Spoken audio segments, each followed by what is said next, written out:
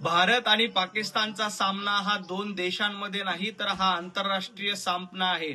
T20 world cup मध्ये भारत आणि पाकिस्तान खेळतोय।